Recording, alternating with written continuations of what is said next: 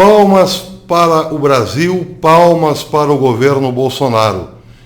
Quem está dizendo isso são os judeus lá em Israel, e nós também, evidentemente. A matéria saída agora há pouquinho no Times of Israel diz o seguinte: o Brasil abriu oficialmente hoje, domingo, um escritório comercial em Jerusalém, uma medida que autoridades de alto escalão disseram ser um precursor do país sul-americano que transfere sua embaixada para a capital israelense no próximo ano.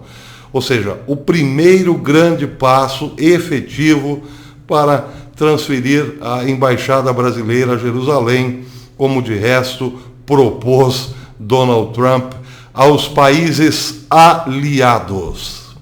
Palmas. A matéria continua dizendo: no evento, Eduardo Bolsonaro, parlamentar e filho do presidente Jair Bolsonaro, reiterou a promessa do governo de mudar a embaixada para Jerusalém. Ele disse, abre aspas, a tradução, estou traduzindo aqui do inglês, é um pouco complicado, mas ele diz o seguinte: você tem argumentos políticos, você tem argumentos históricos, você tem vários argumentos para reconhecer que Jerusalém é a capital de Israel. Portanto, não faremos algo extraordinário. Estamos fazendo uma coisa normal, reconhecer sua capital, disse Carlos Bolsonaro. Assim, diz o Times of Israel, como o governo brasileiro pode determinar qual é a capital de seu país, o governo de Israel pode decidir qual a cidade deseja como sua capital, acrescentou Carlos Bolsonaro, porque acreditamos que quem abençoa Israel será abençoado por Deus, e quem amaldiçoa Israel será amaldiçoado por Deus, acrescentou, parafraseando um versículo bíblico. Aqui quero fazer um parênteses. Eu nunca esqueço essa cena. Lembro-me de que, alguns anos atrás, ter visto um vídeo do déspota, do criminoso, do ditador criminoso da Venezuela, aquele que iniciou toda a desgraça do povo venezuelano, que não tem hora para acabar, Hugo Chávez, num de seus rompantes contra Israel, dizia num vídeo: te odio Israel, te odio de lo más profundo de mis entrañas. Alguns meses depois, ele foi diagnosticado lá em Cuba com um câncer. Graças a Deus, ele resolveu tratá-lo em Cuba. Não quis saber do Albert Einstein, por exemplo, o hospital que os cancerosos da esquerda buscam na hora do desespero. Ficou lá tratando com a grande medicina chinesa e o seu tratamento não durou muito. Graças a Deus, repito, não desejo a morte de ninguém, mas vejam o sofrimento do povo venezuelano e vejam como a profecia, nesse caso, se cumpriu. Ele amaldiçoou Israel e hoje vive lá, no colo do capeta, amaldiçoado certamente para todo sempre. Pois bem, o governo Bolsonaro está de parabéns por isso, porque coloca Deus nas suas ações. O governo Bolsonaro não é perfeito, nem será, mas tem a humildade de reconhecer que precisa de Deus. Portanto, a sua famosa frase, Deus acima de todos, ela tem se cumprido na medida do possível, na prática. Mas há poucas horas atrás, eu coloquei um vídeo falando sobre a trajetória do primeiro carro, da única equipe brasileira na Fórmula 1. Nós poderíamos ter tido nessa área uma história de sucesso. Não tivemos por quê? Porque nos falta paciência. E a grande mídia, que sempre esteve interessada em nos destruir, usa a nossa impaciência como arma para a nossa própria destruição.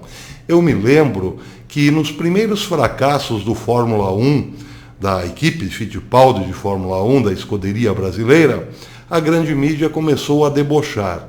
Como nós somos, infelizmente, ainda muito vulneráveis, muito influenciados pela opinião de jornalistas de esquerda, nos primeiros deboches à equipe de Fórmula 1, embarcamos nessa, passamos nós também a debochar da equipe de Fórmula 1.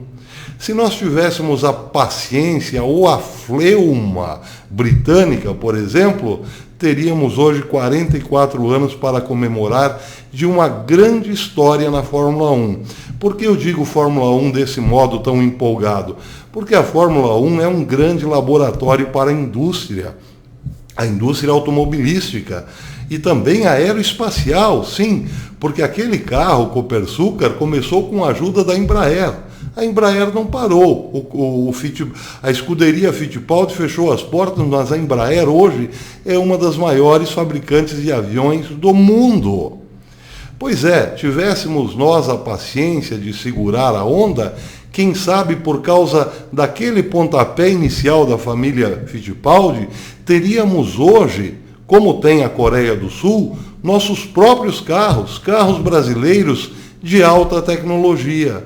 Mas aqui tudo dá com os burros na água, aqui vai tudo para o brejo, a vaca e todos os outros animais vão para o brejo, porque não temos paciência e nos deixamos manipular pela crítica.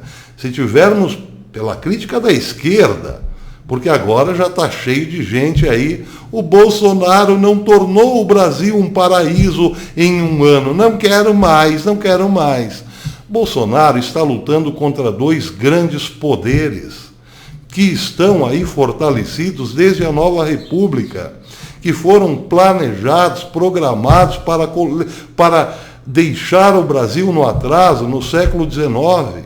Ele não é super-homem, mas está fazendo o que pode. Mas não, nós queremos resultados imediatos e assim não vamos jamais a lugar nenhum. Vejam, a Argentina padece do mesmo problema. Elegeram agora aqueles que criaram o problema, porque não tiveram paciência com Macri.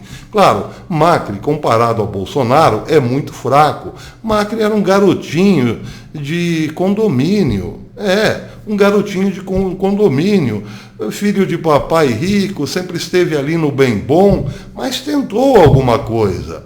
Era preciso ter um pouco mais de paciência. Los hermanos, tanto quanto nós, não têm essa paciência e resolveram trazer para o poder aqueles que criaram todo o problema da Argentina.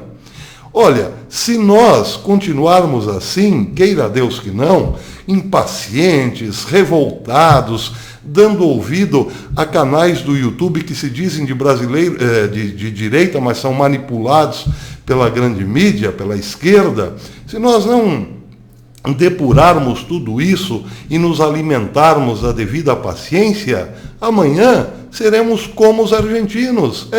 Traremos a esquerda de volta ao poder, porque, afinal, Bolsonaro não foi perfeito. Eu trago toda essa reflexão porque é importantíssimo, é uma decisão política, mas ela tem consequências no mundo espiritual, não esqueçam disso. E não se iludam. Se nós abençoamos hoje Israel, reconhecendo que Jerusalém é a capital eterna dos judeus, seremos abençoados. Mas sem contar no relógio, porque o tempo de Deus é diferente do nosso. Não adianta pressionarmos a Deus. Seremos abençoados no longo prazo, eu não tenho dúvida. Carlos Bolsonaro disse algo muito sensato. Não estamos fazendo nada extraordinário. Estamos apenas reconhecendo o óbvio. E é óbvio que Jerusalém sempre foi a capital dos judeus.